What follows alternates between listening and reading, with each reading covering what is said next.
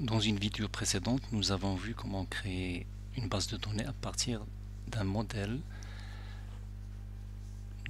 d'une application Visual Studio 2017. Cette approche s'appelle Code First, c'est-à-dire qu'on commence par écrire du code et puis ensuite générer la base de données.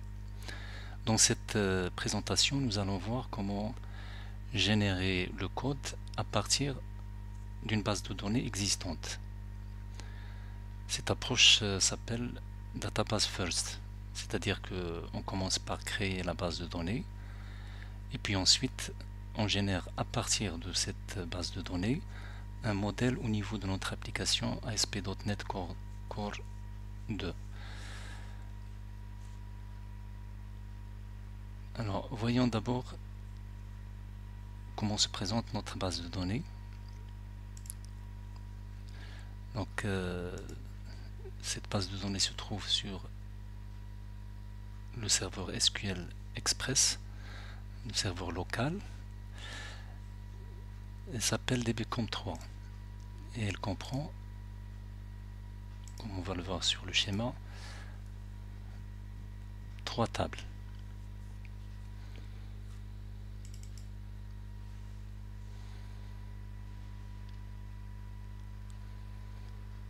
Donc nous avons une table produit, une table commande et une table ligne de commande avec deux relations, un à plusieurs.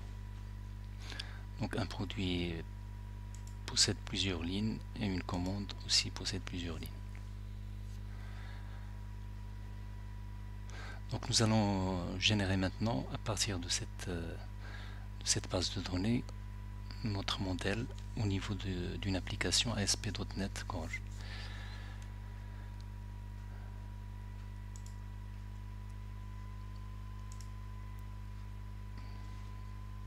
Alors, avant de passer à l'application,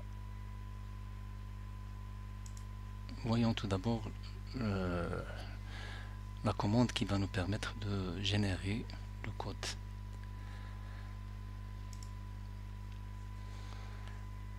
Donc cette commande s'appelle scaffold dbcontext.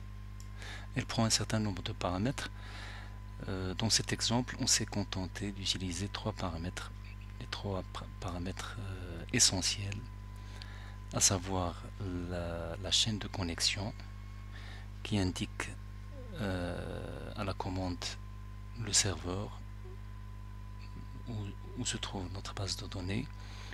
Donc en l'occurrence ici SQL Express, le nom de la base de données dbcom3 et le mode de connexion au serveur.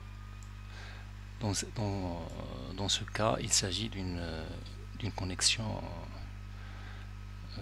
Windows, donc le compte Windows est utilisé pour se connecter au serveur. Et puis ensuite le package qui sera utilisé pour générer le code. Donc ici il s'agit d'un package qui s'appelle SQL Server, qui fait partie de Entity Framework Core. Enfin, vous avez le dossier là où le code sera placé, c'est-à-dire là où la commande va placer les différentes classes. Donc ici le dossier s'appelle modèle avec la directive -output-dir, donc qui indique le répertoire de destination. Voyons maintenant notre application. Donc on va créer une nouvelle application, nouveau projet. Donc une application web ASP.NET Core avec le nom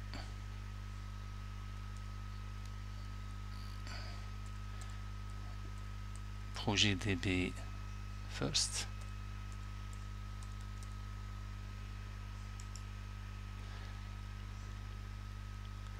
Application web.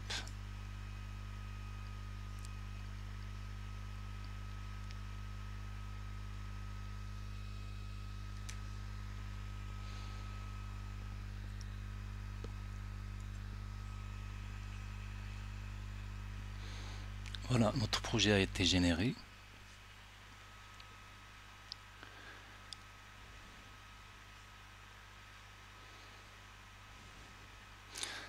Bien, donc on passe à la console du gestionnaire de package NuGet.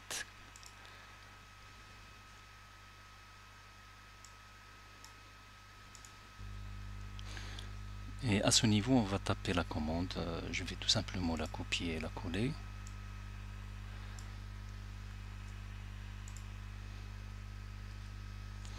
Et appuyer sur Entrée.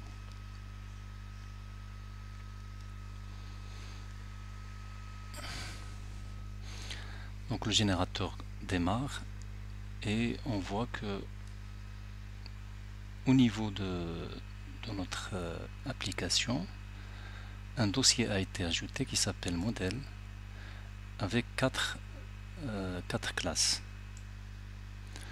Donc essayons d'examiner les quatre classes. Alors tout d'abord il y a la classe DB Context qui a été générée avec des DB7 pour les trois tables, commande ligne produit, et bien sûr une classe pour chaque table. Donc on constate ici que la classe, là nous avons une classe produit avec toutes les propriétés de la table produit, la classe commande et la classe ligne de commande.